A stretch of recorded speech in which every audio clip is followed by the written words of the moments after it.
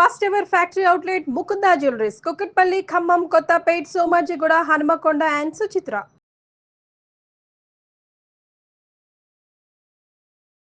స్పేస్లో ఒక 9 నెలలు మీ అందరికీ తెలుసు. Sunita Williams and Wilmore June 5వ తారీఖు పోయిన సంవత్సరం వెళ్ళారు. అది కేవలం 8 రోజుల జర్నీ మాత్రమే, కానీ చూస్తే అది 9 నెలలు సాగింది. ఇవాళ పొద్దున ఇండియన్ టైం ప్రకారం 3:27కి వాళ్ళు ల్యాండ్ అయ్యారు ఫ్లోరిడాలో. 9 నెలలు అక్కడ ఉండొచ్చిన తర్వాత వాళ్ళ పరిస్థితి ఏంటి, మానసికంగా వాళ్ళ ఆరోగ్య పరిస్థితి ఏంటి? అసలు స్పేస్లో ఒక నెలగానే ఉంటాయి.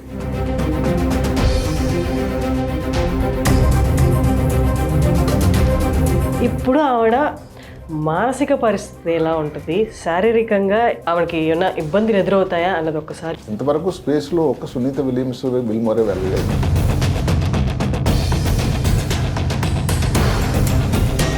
మీరు నమ్మరు, ఆ సమయంలో 150 ఎక్స్పెరిమెంట్లు చేశారు.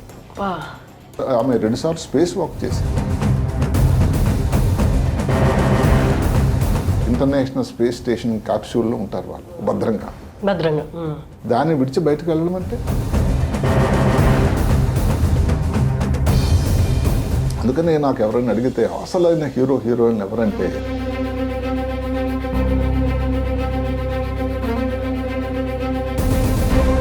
నమస్తే వ్యూయర్స్. మనం కొద్దిపాటి జర్నీకి ఆ పక్క పొరుగు దేశానికి వెళ్ళొస్తేనే జెట్ ల్యాగ్ అనే పదం వాడతాం. ఎంత న్యూరల్గా ఎఫెక్ట్ ఉంటుందో. నాకు ఏ పని చేయబుద్ధి కావట్లేదు, నిద్ర వస్తున్నట్టు, నీరసంగా ఉంది అంట.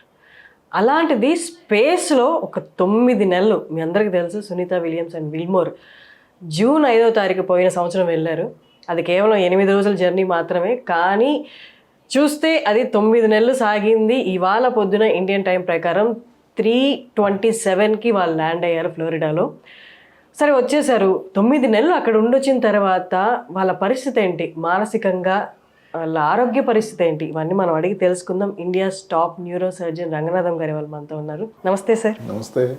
ఎలా ఉన్నారు సార్? థ్యాంక్ యూ సార్, మీ టైం ఇచ్చినందుకు. And this is very important topic. దేశం కాదు, ప్రపంచం అంతా మాట్లాడుకుంటున్నారు. ఆవిడ అంతకుముందు కూడా వెళ్ళారు, కానీ ఇది అన్ఎక్స్పెక్టెడ్ అండ్ ప్రొలాంగ్డ్ అనమాట. ఇదిగో అదిగో అన్నారు, 9 నెలలు పట్టింది.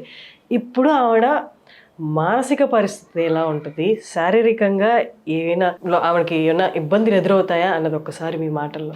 ఇది మీరు ముందు ఒక మాట, చాలా మంచి మాట చెప్పారు. ఇంతవరకు స్పేస్లో ఒక సునీత విలియమ్స్, విల్మోరే వెళ్ళలేదు. మరి ప్రపంచమంతా అందరి నోట్లలో ఎందుకు సునీత విలియమ్స్, విల్మోర్ పేరు నానుతుంది? ఎందుకంటే ఆ పరిస్థితులు అలాంటివి.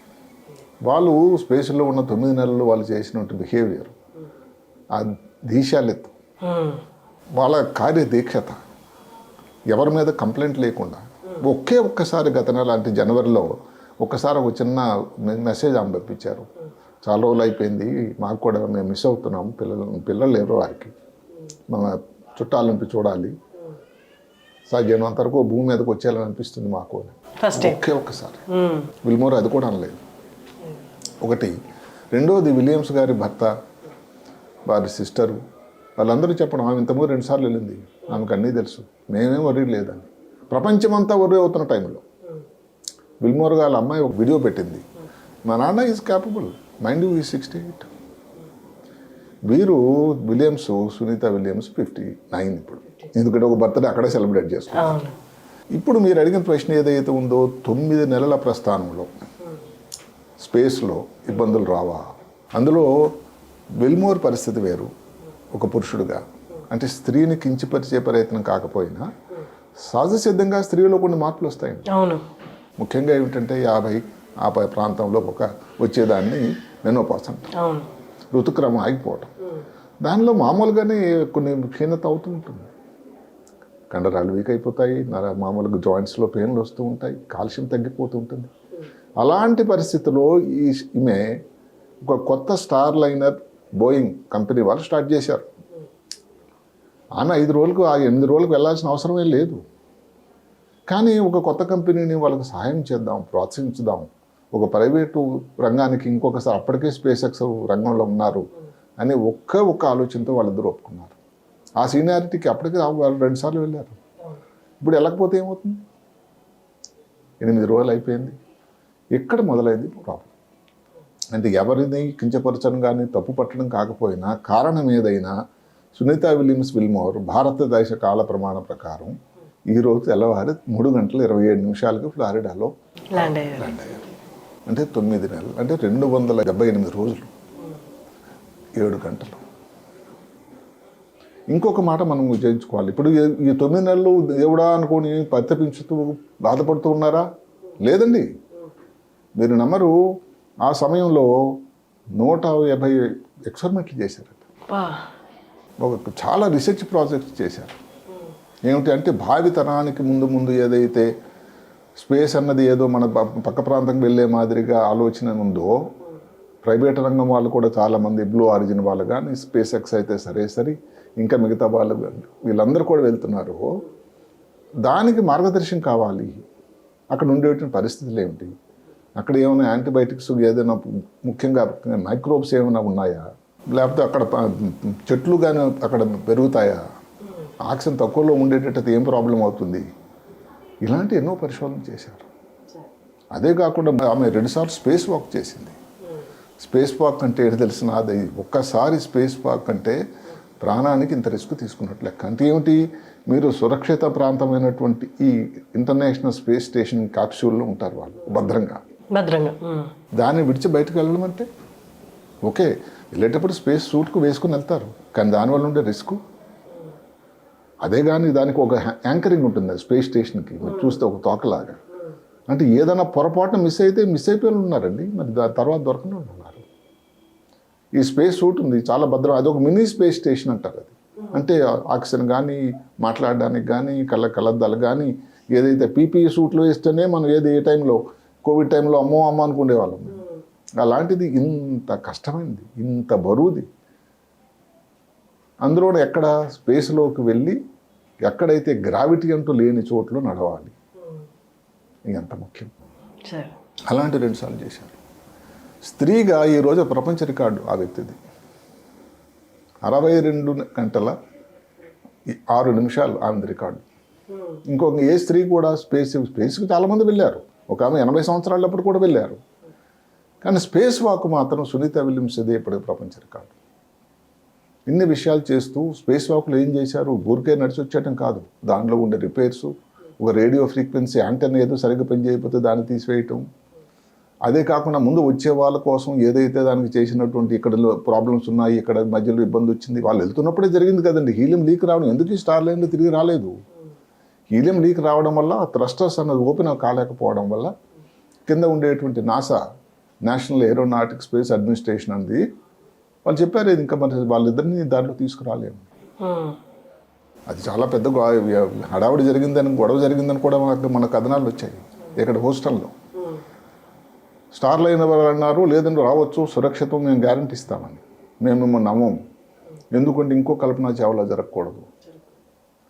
అంతా చేస్తే స్టార్ లైన్ సురక్షితంగా వచ్చింది, క్రూ లేకుండా ఏం జరగలేదు. అది చరిత్ర వేరే అయిపోయింది. ఆ తర్వాత ఇప్పుడు అక్కడ నుంచి తీసుకొచ్చేది ఇప్పుడు ఏదో మన పక్క ఊరికి ఇబ్రహీంపట్నమో లేకపోతే కరీంనగర్ వెళ్ళి సాయంకాలం వచ్చే పద్ధతి కాదు కదండి. ఒకసారి వ్యోమ కానీ ఆస్ట్రోనాట్ కానీ స్పేస్కి వెళ్తే 6 నెలల పాటు అక్కడ ఉండాలి. ఎందుకంటే దానికి అంత తయారీ, అంత ప్రయత్నం అవసరం. అందుకని సెప్టెంబర్లో ఈ ఏదైతే స్పేస్ 9 క్రూ, స్పేస్ ఎక్స్ మహానుభావుడు ఎలాన్ మస్క్ గారుంది, అక్కడికి వెళ్ళడం, అందులో 4 మామూలుగా వెళ్ళాల్సిన స్థానంలో 2 వెళ్ళారు. అంటే వీళ్ళిద్దరికి చోటు అందులో ఉంది. వాళ్ళిద్దరు ఉన్నటువంటి నిక్ హేగ్, రెండోది గబుకావ్ అని 2 కూడా కలిపి 4 కలిసి నిన్న సురక్షితంగా చేరారు. ఇందులో నేను మెచ్చుకోవాల్సింది సరే వ్యోమగాములు, పర్టికులర్గా సునీత విలియమ్స్ అని. ఆ తర్వాత పాత్రధారులు ఎవరైతే ఇప్పుడు అమెరికా రాష్ట్రపతి డొనాల్డ్ ట్రంప్. మిగతా విషయాలు మనం పోవద్దు. ఆయన జనవరిలో ప్రెసిడెంట్ అయిన తర్వాత అతనికి మిత్రుడు, చాలా కాన్ఫిడెంట్ ఎలాన్ మస్క్ గారికి ఒక మాట చెప్పాను, తొందరగా తీసుకురావాలయ్యా వాళ్ళని, చాలా రోజులు అయిపోయింది. అక్కడ పొలిటికల్ ఓవర్ టోన్స్ మనం మాట్లాడారు. దాని వలన ఎలాన్ మస్క్ ఇంకా రంగంలోకి దిగాడు, ఇంకా మరి తప్పదు అని. కొత్తది స్పేస్ క్రాఫ్ట్ తయారు చేయడానికి చాలా టైం పట్టింది. వాడిన ఇంకో స్పేస్ క్రాఫ్ట్ ఏదైతే షటిల్ని కొంచెం రిపేర్లు చేసి కన్ఫర్మ్ చేసి ధైర్యంగా, అందుకని కొంచెం పోస్ట్పోన్ అవుతూ ఉంది తెలియకుండానే. చివరికి 9 నెలల తర్వాత వాళ్ళు చేరారు. ఇప్పుడు స్పేస్లో 9 నెలలు ఉన్నారు. అక్కడ ఉండేటువంటి మైక్రో గ్రావిటీ ఉందండి, అసలు జీరో గ్రావిటీ. ఇక్కడ ఒక విషయం చూస్తే మీరు వినండి, ఇక్కడ నుంచి స్పేస్కి వెళ్ళడానికి టైం ఎంత పడుతుంది తెలుసా? 29 గంటలు. ఎందుకు? ఎగ్నిస్ట్ గ్రావిటీ వెళ్ళాలి కదా, భూమి ఆకర్షణ శక్తికి. దిగినప్పుడు నిన్న వాళ్ళకి ఎంత పట్టింది తెలిసిన? 17 గంటలు, అంటే 12 గంటలు తక్కువ సమయం. దిగుతూ ఉంటారు, ఇంకా టక్క వచ్చేస్తారు. పుల్ ఎక్కువ ఉంటుంది. అంటే గ్రావిటీ తాలూకా ప్రభావం ఎంతో. గ్రావిటీ ఒకటి, రేడియేషన్ ఒకటి, మనం కొంచెం వివరాలు చెప్పుకుందాం. అదే కాకుండా ఈ చిన్న రూములో, చిన్న గదిలో, ఏంటి ఇంటర్నేషనల్ స్పేస్ స్టేషను, అది ఒక అమెరికన్ ఫుట్బాల్ గ్రౌండ్ అంత పరిధి అంతే. అందులో పడుకోవడానికి 6 బెడ్సే ఉంటాయి, 2 వాష్రూమ్స్. మళ్ళీ అక్కడ జపాన్ వాళ్ళు ఉన్నారు, వాళ్ళతో శత్రువులైనటువంటి రష్యా వాళ్ళు ఉన్నారు, మిగతా వాళ్ళు అందరూ ఉన్నారు, కెనడా వాళ్ళు ఉన్నారు. అందరూ కలిసిమెలిసి ఉండడానికి అది ఒక పెద్ద తార్ఖానా, ఒక ఎగ్జాంపుల్ అని చెప్పాలి. అంటే ఒకసారి ఈ భూమండలం దాటి వెళ్ళిన తర్వాత ఎక్కడో ఉండేటువంటి అంతరిక్షంలో అన్యోన్యంగా కలిసిమెలిసి ఉండి అందరిది ఒకటే, మంచి చేయాలి, సైన్స్ ప్రగతికి మనం అందరం దోహదకారి కావాలన్నటువంటి ఏకైక సూత్రం ఏదైతే ఉందో, ఆ ఐఎస్ఎస్ స్టేషన్లో అందరినీ కూడా మనం అభినందించాలి. ఇంకా ముఖ్యుడు మహామేధావి, 150 నుంచి 160 ఉండేటువంటి ఐక్యూ ఉన్నటువంటి ఎలాన్ మస్క్ అభినందించాలి. నిన్న వాళ్ళు దిగుతూ ఉన్నప్పుడు కాలిఫోర్నియాలో స్పేస్ ఎక్స్ తాలూకా హెడ్ క్వార్టర్స్ నుంచి వెల్కమ్ హోమ్ అని ఒక రేడియో మెసేజ్ వచ్చిందట. చాలా సంతోషం. ఈరోజు సేఫ్గా దిగారు అని అంటే వీరందరి ప్రయత్నం అని. ఇప్పుడు స్పేస్లో ముఖ్య మాటలు మాట్లాడుకుని గ్రావిటీ లేదు అక్కడ. అసలు వాళ్ళు ఎప్పుడు నిలబడలేండి, కాళ్ళ మీద ఉంటారు, అక్కడ ఇప్పుడు తేలుతూ ఉంటారు. అక్కడ గ్రావిటీ లేదు కదండి. మరి లేనప్పుడు సృష్టికర్త తయారు చేసినప్పుడే కాళ్ళు ఎందుకు అమర్చాడంటే కాళ్ళ మీద ఆనుకొని మీ పనులు చేసుకోవాలి సుమా అని. ఇప్పుడు మరి ఉన్న 9 నెలలు కాళ్ళకు పని లేదు కదండి. దానిలో ఇబ్బందులు ఏమిటి? కాళ్ళలో ఉండేటి కండరాలు క్షీణత, బోన్స్, ఇందాక చెప్పుకున్నాం వారు స్త్రీ అని, 59 సంవత్సరాలు. అసలు స్పేస్లో 1 నెలగానే ఉంటే ఏదైతే ఉందో బోన్ డెన్సిటీ అంటాం, ఆ బోన్ డెన్సిటీ అనేది 1% క్షీణత అయిపోతుందట ఒక నెలకి. మీరు లెక్కలేదు 9 నెలలకి. అయితే వెళ్ళేటప్పుడే వాళ్ళందరికీ కూడా ఏమిటంటే ఇవన్నీ పరిస్థితులు తెలిసే నాసా వాళ్ళు సమృద్ధిగా కాల్షియం ఉండేటువంటివి, యాంటీ ఆక్సిడెంట్స్, విటమిన్స్ ఉండేవి, మంచి డ్రై పదార్థాలు అక్కడ అన్ని తడితడిగా ఉండి వాడలేరు కదండి. అవన్నీ సమృద్ధిగా ఉన్నాయి. మధ్యలో ఒక వీడియో కూడా వచ్చింది, ఆమె చాలా బక్క చిక్కిపోయారు, అన్ని బొగ్గులన్నీ లోపలికి వెళ్ళిపోయినాయి, చూస్తుంటేనే చాలా బాధాకరంగా ఉందని కూడా వీడియో అనిపించారు. ఎందుకంటే స్పేస్ తాలూకు ఎఫెక్ట్స్ అవన్నీ.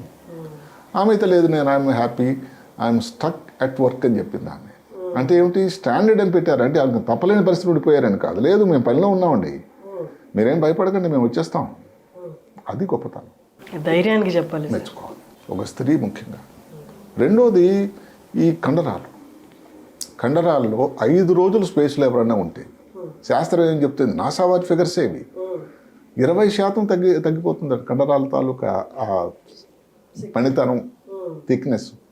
మరి 9 నెలలు ఏమై ఉంటుందో దానికి ముందే వాళ్ళు తగ్గ. ప్రతిరోజు స్పేస్ స్టేషన్లో కూడా 2 గంటల సేపు ఎక్సర్సైజ్ చేస్తూ ఉండాలి. ఆ కండరాలు ఆ ఇబ్బంది రాకుండా ఉండడానికి చూసుకోవడానికి. ఈ తర్వాత ఈ గ్రావిటీతో ఇంకో ప్రాబ్లం ఏంటండి, విచిత్రం. అది గ్రావిటీ ఉండడం వల్ల కాళ్ళకి వీటిలో పని లేకపోవడం వల్ల కాళ్ళలో ఉండేటువంటి రక్తం తాలూకా పంపింగ్ ఏదైతే గుండెకి వెళ్ళాలో లేదు. ఈ రక్తం అంతా కూడా బ్రెయిన్కి వెళ్ళిపోతుంది. అంటే ఇక్కడ తక్కువైపోయింది అంటే డిస్పారిటీ, రక్తనాళాలన్నీ ఖాళీ అయిపోతాయండి. ఆ రక్తం మెదడు లోపలికి వెళ్ళిపోయి కంటి లోపలికి వెళ్ళిపోతుంది, అక్కడ ప్రెషర్ తయారైపోతుంది. అన్నిటికంటే ముఖ్యమైనది, ఆమె అక్కడ స్పేస్లో ఉండగానే ఒక ఇది కూడా సమాచారం కూడా వచ్చింది, 33% వారి కంటి చూపులో క్షీణత వచ్చిందని. శాన్స్ అని అంటారు దాన్ని, space craft associated neuro ocular syndrome అని.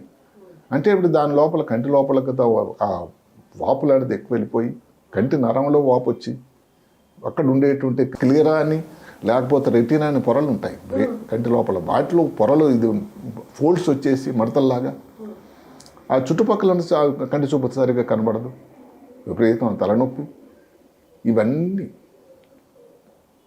సో ఇప్పుడు దిగిన తర్వాత కూడా ఈ ఇబ్బందులు ఉండేదానికి ఉన్నాం. ఇంకో ముఖ్యమైన ఏమిటి, ఏదైతే స్పేస్లో గ్రావిటీ తక్కువ ఉండడం వల్ల ఈ లో ఉండేటువంటి ఆర్బీసీ, రెడ్ బ్లడ్ సెల్స్ అంటారు, అవి తయారీ అనేది లోపం వస్తుంది. తయారీ ఒకటే కాదు, అవి తొందరగా డిస్ట్రాయ్ అయిపోతాయి, పాడైపోతాయి. దానివల్ల ఎనీమియా వస్తుంది, అంటే రక్తహీనత. ఏదైతే దానిని స్పేస్ ఎనీమియా అంటారు. ఒక్క మాట, మామూలుగా అన్నట్టయితే 2 మిలియన్లు మామూలుగా డ్యామేజ్ అవుతుంటుంది, అది సర్క్యులేషన్ అవుతూ ఉంటుంది. స్పేస్లో అయితే 3 మిలియన్ డ్యామేజ్ అవుతాయి. 3 రేషియో. అంటే ఇంత ప్రాబ్లమ్స్ ఎదుర్కోవాల్సి వచ్చింది. ఇంకా అన్నిటికంటే ప్రాబ్లం ఏంటంటే రేడియేషన్. రేడియేషన్ అనేది భూమి మీద ఉండగా వ్యక్తికి ఏంటంటే భగవంతుడు ఒక సిస్టమ్ అమర్చాడు, ఒక మ్యాగ్నెటిక్ ఫీల్డ్ ఉంది. ఈ రేడియేషన్ నుంచి మనకు అంతటికి దన్ను ఆయనే ఒక షీల్డ్ ఇచ్చాడు, ఆయన కవచం. అది లేదే మరి ఇంటర్నేషనల్ స్పేస్ స్టేషన్లో. దానివల్ల ఏమిటి, ఈ రేడియేషన్ తాలూకా ప్రభావం. ముఖ్యంగా రేడియేషన్ స్త్రీకి ఏమిటంటే తొందరగా మెనోపాస్, వారికైతే మెనోపాస్ వచ్చి మనకు వివరాలు తెలియదు. మెనోపాస్ తొందరగా రావడం వల్ల గుండె జబ్బులు తొందరగా రావడం, తొందరగా వచ్చేటువంటి మార్టాలిటీ, మరణం సంభవించడం.